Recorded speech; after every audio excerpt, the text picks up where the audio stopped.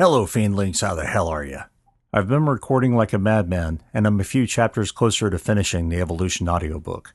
I imagine in 2 weeks it'll be ready to upload to Audible, and a week or two after that it'll be available for your ear holes.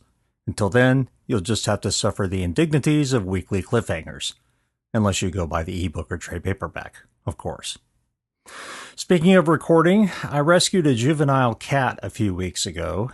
His name is Rogue, and he's a lot of fun. Except for one little tidbit.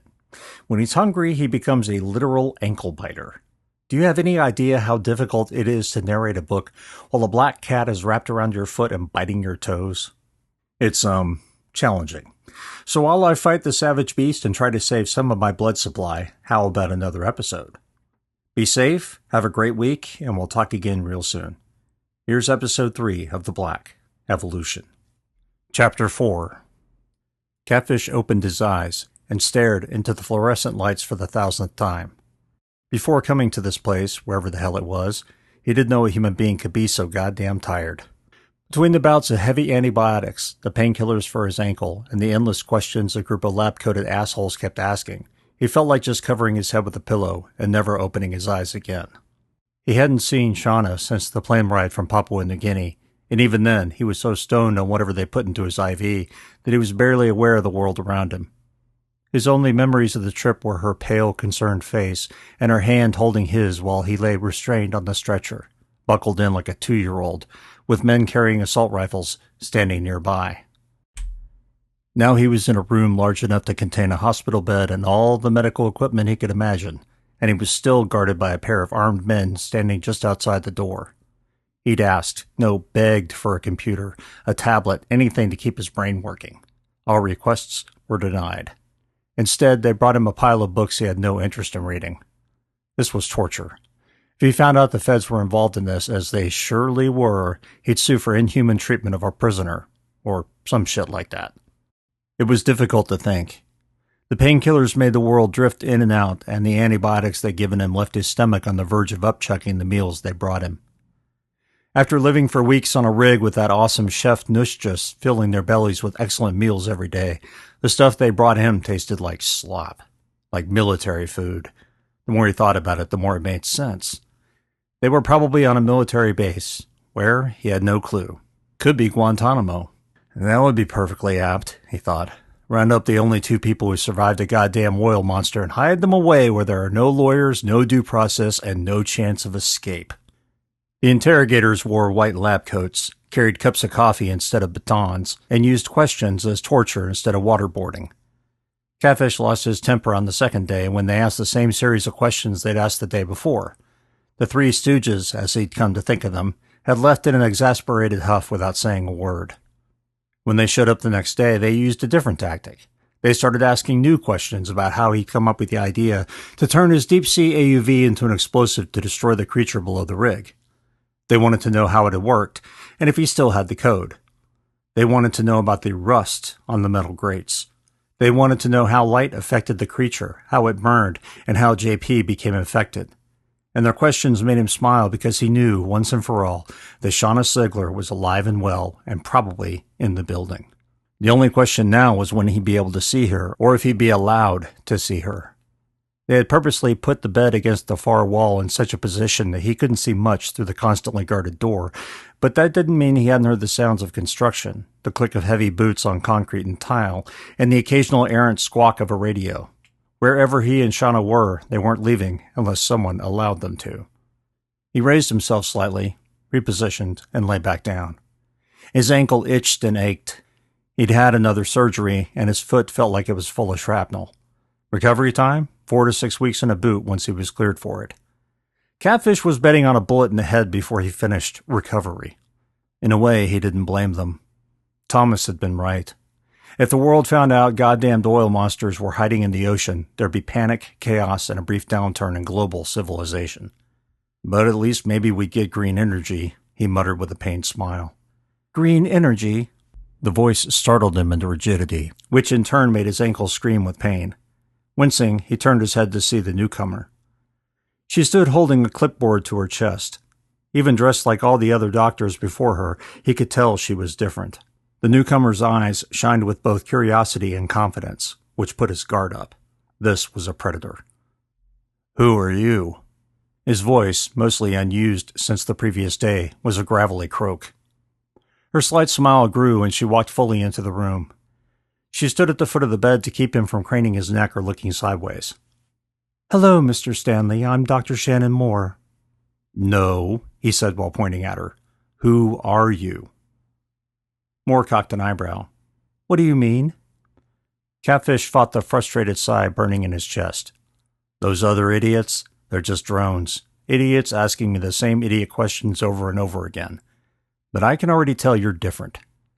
"How so?" He glared at her. "You look like you're in charge. You don't have that academic bullshit air." He nodded to himself. "You're in charge of them." She pulled a chair from the wall and moved it catty-corner to the foot of the bed. He didn't have to turn his head to keep his eyes on her. "That's very astute, Mr. Stanley." "Knew it," he mumbled. "So I'll ask again. Who are you?" Moore placed the clipboard on her lap and raised her hands to encompass the room. "All this, all that out there, I'm in charge of it all." "Good," Catfish said. "That means you can tell me when I'm getting out of this fucking place." "Indeed I can," she said, "and I think our discussion today will answer that question."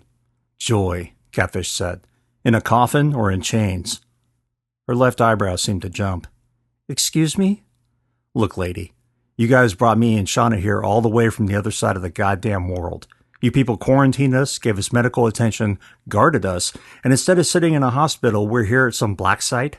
"Black site," she said and shook her head. "We don't call it that." "Whatever.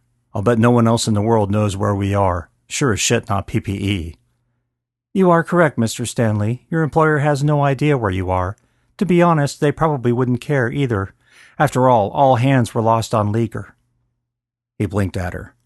"Shit, we're listed as lost at sea?" She nodded. "Yes, all hands." "Nice. So since we don't really exist anymore, what the hell are you planning on doing with us?" "As I said, Mr. Stanley, our discussions here in the next few minutes should make that clear." He let the words sink in. He'd heard that tone before. Cops, lawyers, shit, even his damned girlfriends had said something like that before. Moore was about to offer him a carrot, and then would come the stick. "Then let's get to it," he finally said. "I believe you already know why you are here." Catfish rolled his eyes. "Obviously. Your minions have asked me so many questions about what happened on Leaguer, there's no way I couldn't." He raised himself on his elbows. "And how the hell did you guys find out anything about the monster in the first place?" She waved away the question. "That will become clear in time. For now, let's just say we have audio, video, text, and all sorts of other evidence. We know what ultimately happened, but not all the details. That's why you are here. That is why my minions, as you call them, have asked all those questions." He touched the controls on the bed and raised it a few inches. He didn't need to change position, but he wanted to see if he could slow her down and make her give away something in her body language. Stalling and seeming not to listen were ways to do that. "Just keep talking," he thought. And, she continued, "you have given us most of what we were looking for, between you and Shauna." "Ah, so she is here." Moore's easy smile disintegrated into a frown just short of a snarl. "May I continue?" Catfish grinned and gestured for her to do so. Her laser beam glare only served to widen his smile. "As I said, we have gathered an enormous amount of additional intelligence between the two of you, and since your information was so valuable, I'm here to offer you a job." Catfish's grin melted into confusion, his eyebrows arching like frightened caterpillars. "A job." She clasped her hands together in her lap again. He stared at her fingers, looking for signs of fidgeting. Nothing. She was cold as granite and just as transparent. "I believe you are currently unemployed." "Why? We had a contract with PPE and—" "PPE no longer exists." "What? What do you mean?" Her lips twitched into the ghost of a smile. "PPE is currently in Chapter 7. All assets to be liquidated after their stock crashed and all the bills came due. At least that's what the press releases say."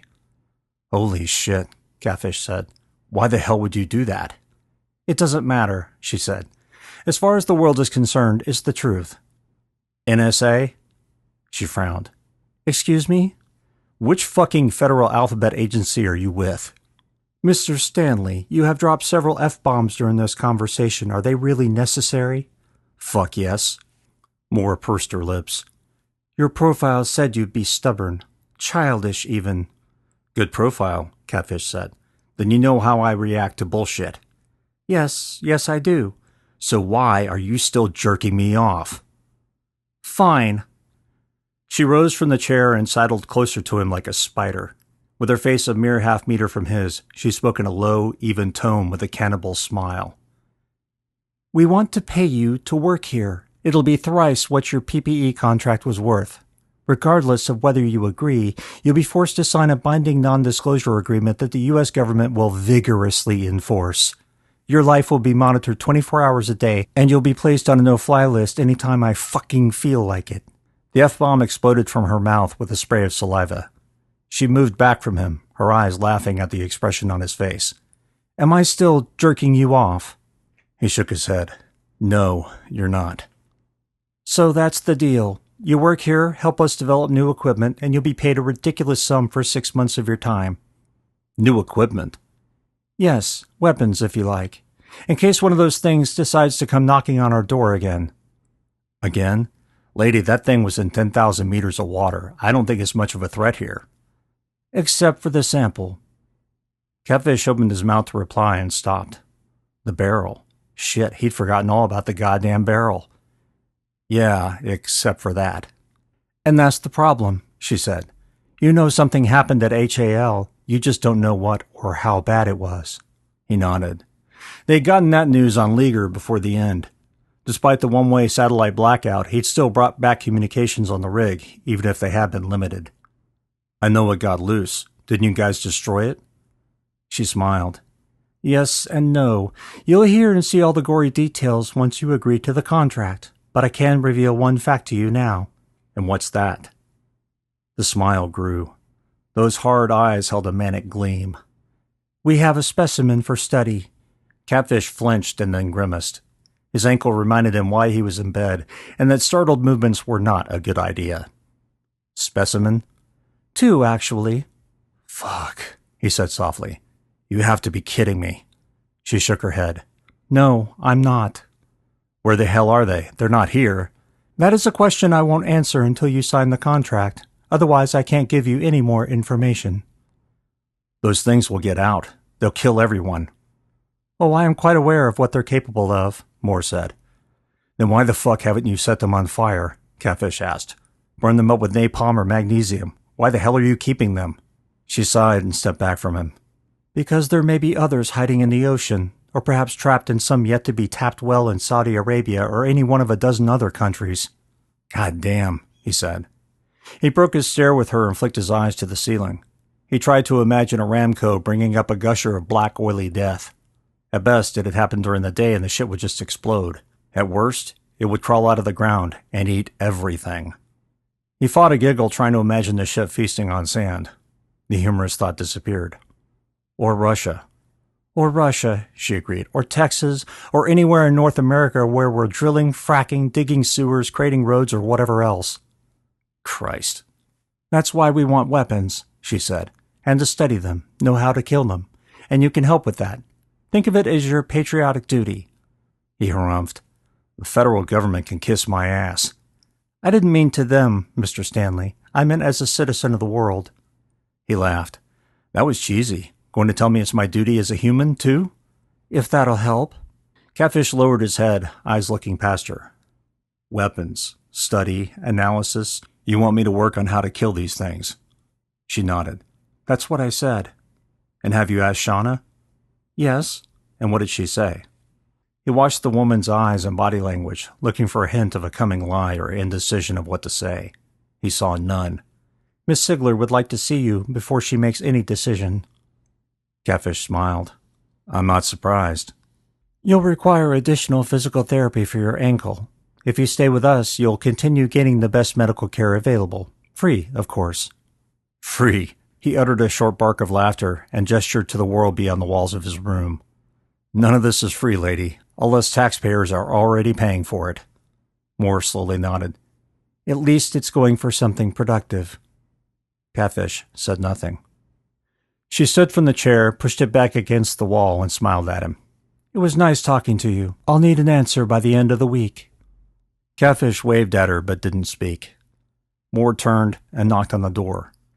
He heard a beep followed by the click of a deadbolt retracting. The door opened, Moore stepped through, and it closed behind her on silent hinges. Chapter 5. After the doctor checked his dressings and ensured his cast was secure, he handed Catfish a pair of crutches and helped him out of bed to a standing position. For 3 minutes, the doc waited to see if he'd pass out. Fat chance. Catfish wasn't going to go down again unless hit in the head. There was shit to do. The doc left, and a few minutes later, the smack of a pair of knuckles on the steel door broke the room's air-conditioned silence. Catfish had waited for the door to open, but it didn't. After a few more seconds, the rap at the door repeated. He tried to speak, but his voice came out in a hoarse whisper. He suddenly realized he hadn't spoken with anyone since that creepy woman, Dr. Moore, entered his room yesterday and made the offer. After clearing his throat, he tried again. Come in, you always do. A door beeped and an LED on the side of the knob turned green. The door swung open slowly, revealing 3 soldiers dressed in the same nondescript fatigues as the doctor had worn. 2 men and a woman.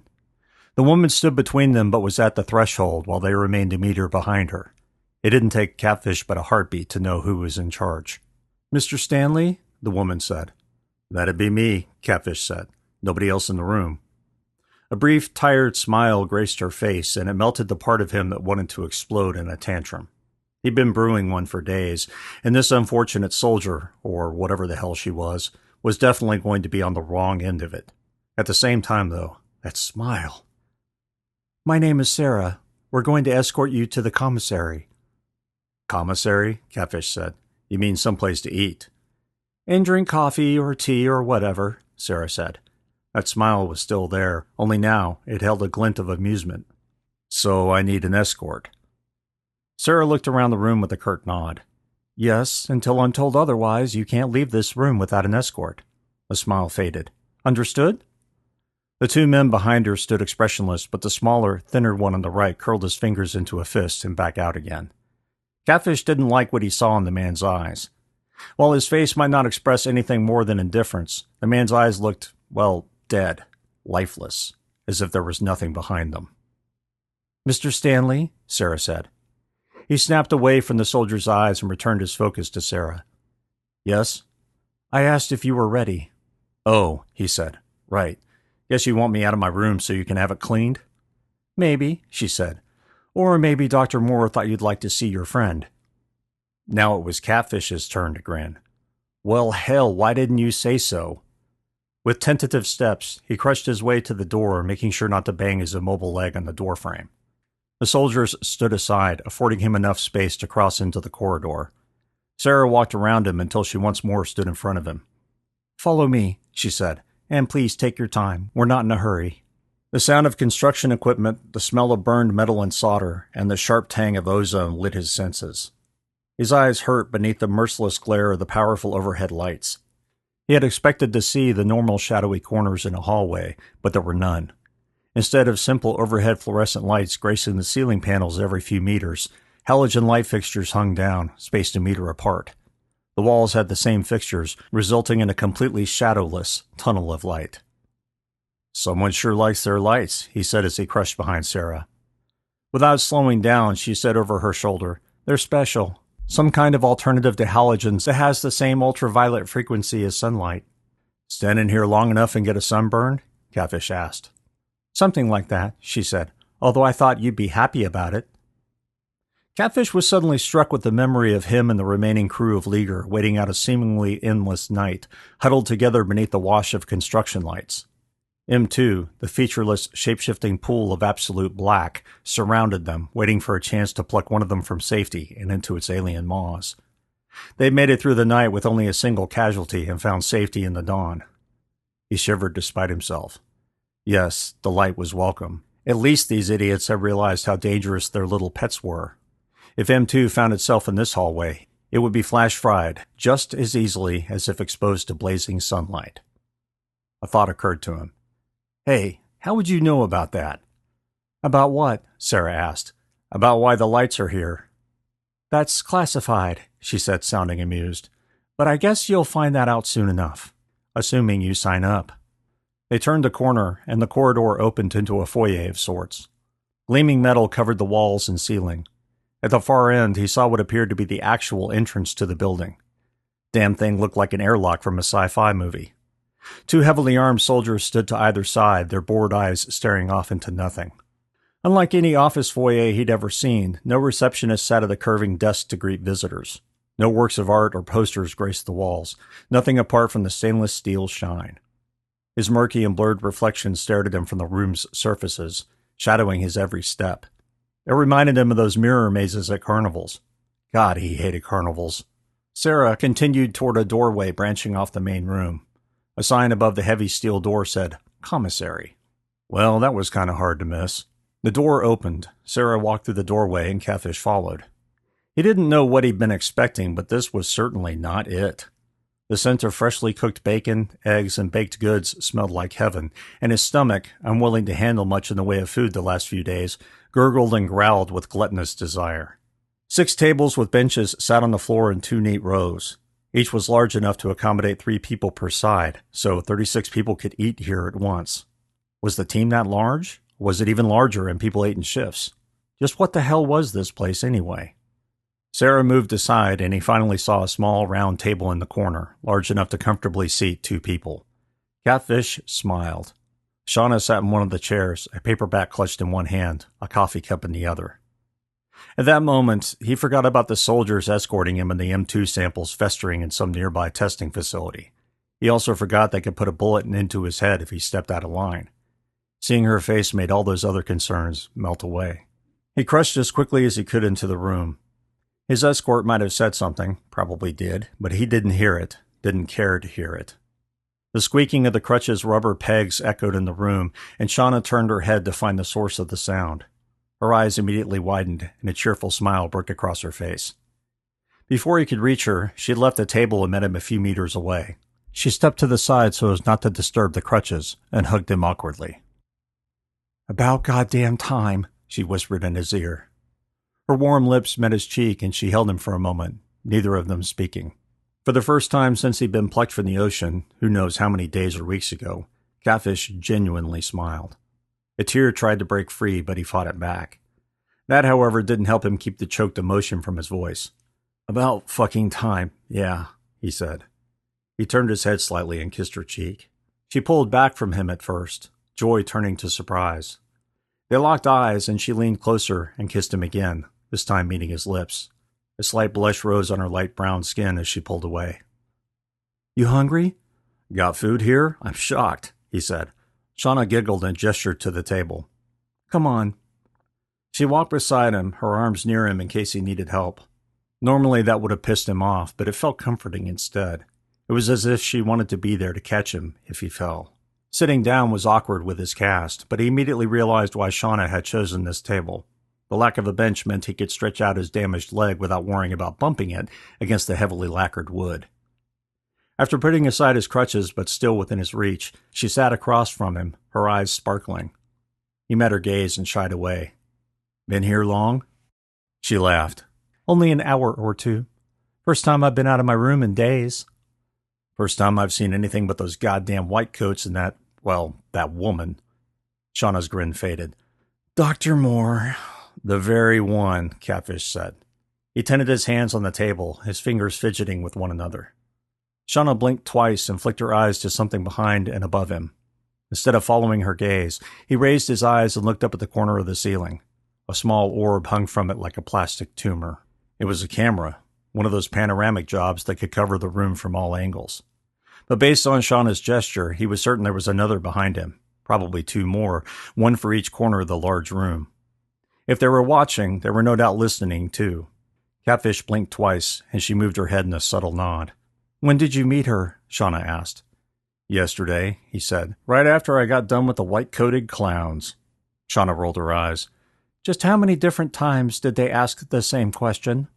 "Man," Catfish said, "I lost count. Assholes either don't know how to listen or think I'm stupid. Not sure which." "Both?" Shauna said, And the second is the more likely. Hey, Catfish said in a mocking hurt tone. That's just mean. Shauna grinned, her eyes darting to another part of the room. Sorry, couldn't help myself. Uh-huh, he said. So, howdy, a deep Texas drawl said from behind him. Catfish flinched and turned his head. A tall, slightly built, long-haired, goateed man in stained chef's whites had appeared at their table. He held a ceramic carafe in one hand, a serving tray expertly balanced on the other. Steam rose from the vessel's spout.